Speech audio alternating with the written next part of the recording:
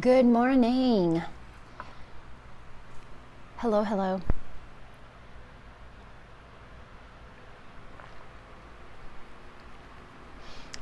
So I slept pretty well last night, which was unexpected. So I'm feeling a little tired, but because I got up early, but I'm like, yay, sleep. Hopefully I placed the mic okay, because I turned off the AC in a little bit because it's early enough that it's not hot and I can sit in here without any air blowing on me. Oh, and look at my new earrings. I made them. So I was playing around with like dots, so they look a little different. Each looks a little different, but I freaking love these, and they're lightweight because they're wood. I just love them. Aren't they cute? Anyways, so let's see. Oh, I had a lovely, lovely insight into some experience today, this morning already, that I was like, wow, I would like to talk about that. So, I made another video about social anxiety. Hopefully it was okay enough for me to upload. This kind of works into that. So I noticed that my anxiety around other people is largely, what's up, baby? Kitty. My anxiety around other people and with other people, not even around them physically, because my social anxiety is a proximity thing, like if I'm physically around a person. And so this is more of the abstract, like just the idea of people. So what I struggle with, and I have struggled with for years now, that I'm finally finding relief from, is the pressure to fulfill other people's expectations of who I am and how they see me.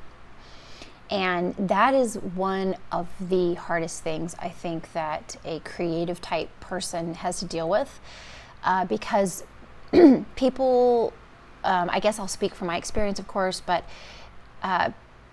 in my creative efforts, I grew up being musical, playing music, singing, and all of that. At some point I realized it wasn't going to be a career, it wasn't going to be a future for me in that. Like, I still love music, but it's not like a thing that I do in any sort of performance capacity. That's my anxiety. So I don't enjoy it. I don't enjoy performing for people as much as I would love to have that sort of exchange with the world. It just doesn't work as well for me. Baby, what's up? So what I noticed is that in my general overall creativity, though, that I have dealt with this. I dealt with this first with music, and then I started dealing with this again when I started to do more visual art, and no matter what it was. And I was making like jewelry art kind of stuff, and then painting or anything I was doing. And I was getting positive feedback from people for sure, but it's like, I posted this online and I said that basically there's nothing like disappointing people in your life artistically. It's such a gift. And it really is, it's painful. It's painful because it people that are not creative themselves express opinions unconsciously. And it's through those micro expressions, kind of a thing. And we pick up on those things before we know what we're picking up on. I've had people straight up tell me, when I did something at our old house, it was, we were getting ready to move, and I had put this large string art thing on the wall just to fill the space, and it was fun. I had the space to do it, and we were moving, and I was just going to fill the holes anyways. So I filled the space with some string art that I had created, and somebody had come over at that point and looked at it, and people were like, oh, that's cool. And then the next comment was, I could have done that. Like, I'm not kidding you. Somebody actually said that. And this isn't like art I was selling. This isn't art I was displaying in public spaces. This is my house. And so this person had the audacity just to vomit that up and tell me that in my house.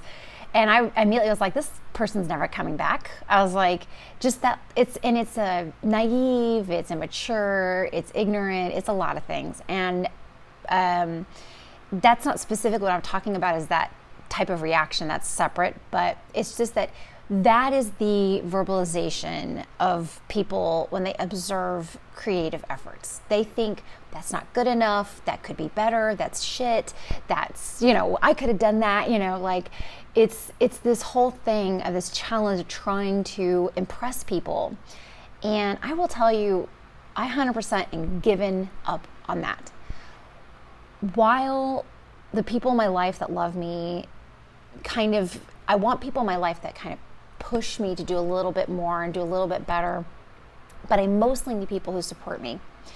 And the people who challenge me, I am very selective with, because I have a tendency when I'm pushed too hard, if like the wrong kind of effort is made, if it's too harsh, if it's too untimely, a creative soul probably is very nuanced in that way. I'm sure most are.